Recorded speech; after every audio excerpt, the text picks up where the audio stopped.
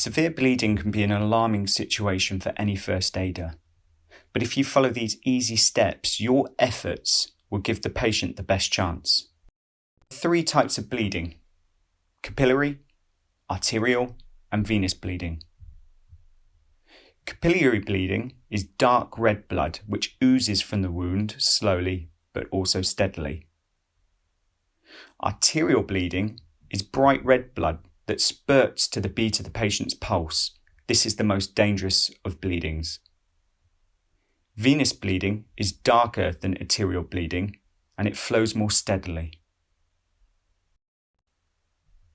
A number of methods are used for first aiders in the treatment of heavy bleeding.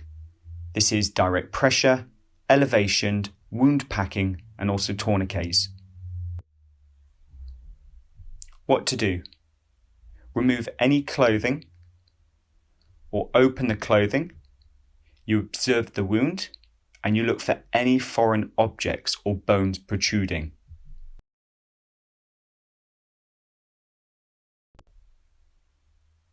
If there's no objects in the wound, apply direct pressure over the bleeding with a sterile pad.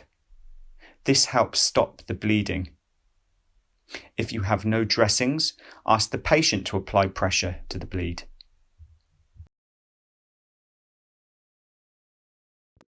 Get the patient to elevate their arm above their head, or if it's on their leg, get them to raise their leg above their heart level. Once again, this has been shown to help control the severe bleeding. Try and bandage the wound, but make sure it's not too tight. If blood comes through the first bandage, apply a second bandage. And if blood comes through both bandages, then take off both bandages and apply a fresh bandage. At all times, ensure pressure is kept on the wound. Bone protruding. Call for an ambulance. Stop any bleed and apply pressure to the wound using a sterile dressing. Immobilize the injured limb if possible, but do not try to realign the bone or push it back in. Be prepared to treat for shock and wait for help to arrive. Did you know?